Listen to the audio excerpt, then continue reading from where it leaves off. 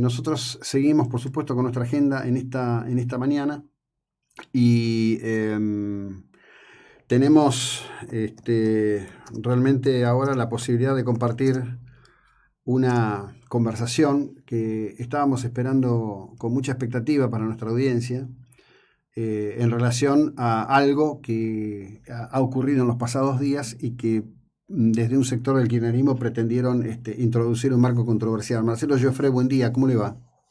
¿Qué tal? Buen día. Bien, muy bien, muy bien. Bueno, creo que la carta de la cual usted es uno de los que trabajó en el desarrollo de la misma y que han firmado tantas personas de relevancia y representación pública, ha puesto, voy a usar un término quizás muy antiguo, auténticamente una pica en Flandes al respecto de lo que se juega en esta elección de medio término en este 2021, ¿no? Sí, la cuestión que plantea un poco la carta que firmamos frente a intelectuales es que habitualmente los populismos intentan plantearse como los guardianes de la democracia, como los herederos de los grandes luchadores, y en el fondo son al revés los herederos de los golpistas de los 70. Se ve claramente, por ejemplo, en el caso de Nicaragua, ¿no? Donde Daniel Ortega, que había luchado en los años 70 junto a Sergio Ramírez, junto a grandes, ¿no?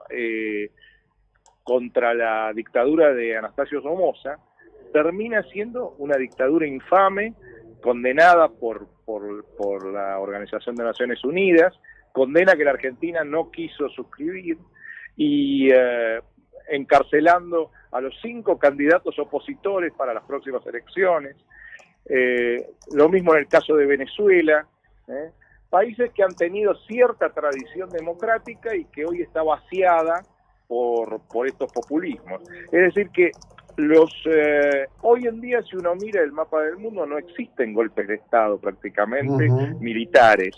Lo que existe como ataques a la democracia son gobiernos que entran democráticamente, entran por el voto en principio, pero una vez que lograron meterse, como un estafador, el estafador en general es alguien que viene, se hace amigo nuestro, tiende a ganar nuestra confianza, y una vez que hasta lo invitamos a nuestra casa voluntariamente, y una vez que logra meterse en nuestra casa, ahí nos roba, nos saca algo. No es el ladrón que viene con el revólver y nos apunta, como eran los militares en los años 70. A diferencia de los años 70, en que entraban con los fusiles, con violencia, ahora entran con ardides, con engaños, y una vez que están en el gobierno, comienzan a desvalijar y a desmantelar todos los mecanismos, y esto se produce en general en 2 etapas. Una primera etapa en que este tipo de gobiernos populistas autoritarios tienen un tipo de violencia más simbólica en la primera etapa, ¿no? En los primeros 2, 3, 4 años, una violencia simbólica, algunos indicios, van dando algunos indicios, y después, si logran la mayoría en los congresos, ahí sí, desembosadamente, ya comienzan los asesinatos, comienzan los encarcelamientos y comienza sobre todo el fraude electoral. Sí. Entonces nosotros lo que decimos es, la Argentina hoy no es como Nicaragua y Venezuela, pero da los mismos indicios que esos países daban en sus primeras etapas. De modo tal que se podría inferir que si el kirchnerismo gana bancas en la elección de este año, en su segunda etapa, lo que nosotros llamamos la etapa de metástasis, en esa segunda etapa va a comenzar, sí, con hechos muchísimo más graves. Bueno, en este sentido me parece que si bien es correcto hacer la referencia a Venezuela y a Nicaragua, digamos que todo eso tiene un pater por encima, que es justamente Vladimir Putin, quien llega por mecanismos legítimos al gobierno ruso, se ha perpetuado en el poder, modificado la constitución a su antojo, suprimido a los opositores, perseguido, encarcelado y asesinado. Se sostiene así, lo último digo, lo de asesinatos a los periodistas. Han perseguido, recuerdo, a artistas como las Pussy Riot, con aplicaciones de condenas gravísimas en las tremendas condiciones en las que se están las prisiones rusas, ¿no? Es decir, sí, el caso de Navalny, ¿no? Claro, el caso de Navalny es el más reciente, pero... El caso de Rusia, que también lo mencionamos en la carta, sin embargo no lo menciono con la misma intensidad, porque Rusia, a diferencia del caso, por ejemplo, de Venezuela, Rusia no tiene una tradición democrática. Venía de los zares, después Stalin, es decir, es diferente en ese sentido. Pero en cuanto al tipo de gobierno, efectivamente, y sobre todo en un tipo de acción. Si viene Alberto Fernández en el foro de San Petersburgo, dijo casi explícitamente que el capitalismo ya no funcionaba y habló sobre una presunta senilidad del capitalismo. En realidad ellos no es que sean completamente anticapitalistas, ellos son capitalistas con los empresarios amigos y anticapitalistas con el resto de los empresarios a los cuales mantienen alejados de los favores presidenciales. Es decir, que lo que quieren es un capitalismo de amigos. Es lo que hace Putin en Rusia y es lo que han hecho acá, por ejemplo, con las vacunas, acercándole la posibilidad de negocios a Hugo Sigman o a Figueiras o a Moyano y dejando afuera de los negocios a quienes no son sus amigos. Claro. Bueno, a ver, concretamente hay una cuestión que me parece que vale la pena citar. Yo suelo referirme a estos regímenes como, digamos, oligarquías que integran una nomenclatura, ¿no? Es el mismo modelo, es decir, el caso, por ejemplo, de lo de Sigman, que fíjese usted el poder que tiene hoy la interconectividad comunicacional. ¿Cuándo nos íbamos a enterar de que Sigman estaba reunido con Ginés?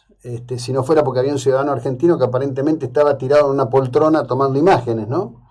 Es algo de lo que no pueden escapar. Quiero preguntarle por un interrogante, ¿cómo se produce la suma de Beatriz Arlo a este texto que ha sido una hipercrítica del gobierno de Macri y una excedida, a mi gusto, en alabanzas al Alberto Fernández que parecía ser el que iba a rescatar a la Argentina de la ignominia?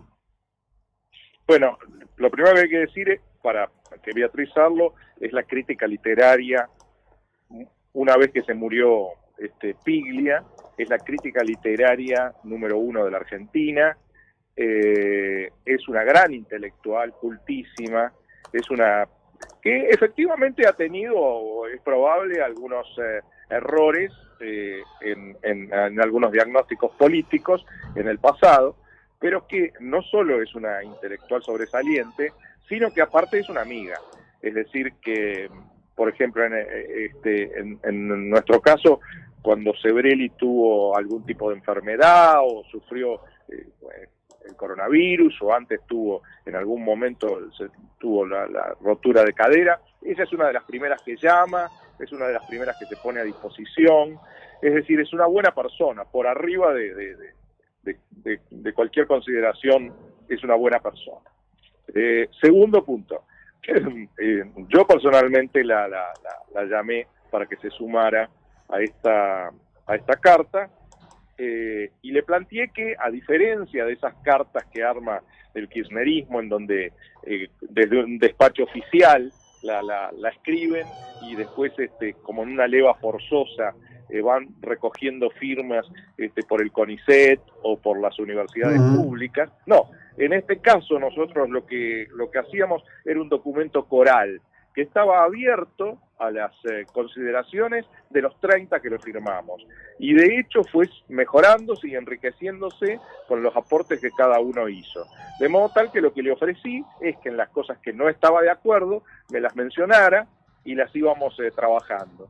Me hizo una mención de seis observaciones, objeciones que ella formulaba, y las fuimos trabajando cada una, algunas las aceptamos, otras las discutimos, otras corrimos a su vez traslado a los otros intelectuales, trabajamos en ese punto, sobre todo con Santiago Kovadlov, hasta que llegamos a un documento de consenso común.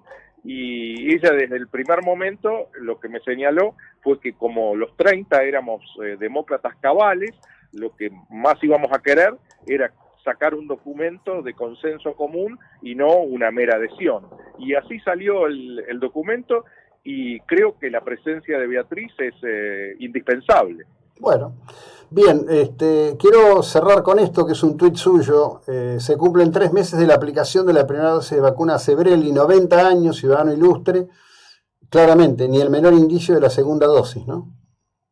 Sí, lo pongo, si bien es cierto que Sebrelli había tenido ya COVID el año pasado, y dicen los médicos, esto es todo provisorio, que la vacuna más los anticuerpos que genera el COVID en realidad le dan cierta inmunidad, es decir que hasta cierto punto uno puede pensar que está protegido.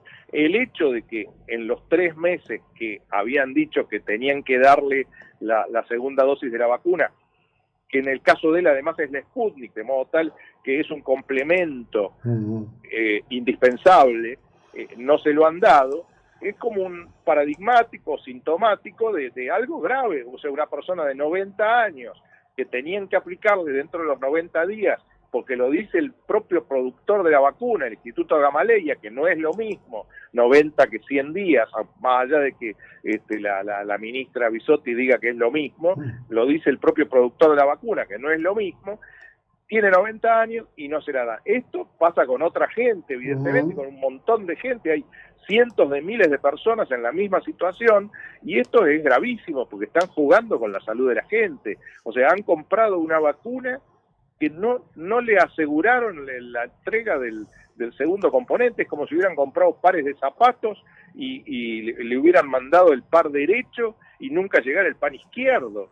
O sea, es realmente un escándalo que ciudadanos argentinos de 90 años estén sometidos a esta situación de incertidumbre a la cual los somete el gobierno por sus manejos opacos en la compra de las vacunas, ¿no? Sí, desde ya que sí. En realidad yo sinceramente estoy totalmente convencido que el gobierno lleva en curso delitos de lesa humanidad con estos criterios. Pero bueno, Marcelo, le agradezco enormemente, un abrazo a la distancia, muchas gracias. Bueno, un abrazo a ustedes, gracias. Marcelo Joffre, coautor justamente con Sebrelli de un texto muy importante.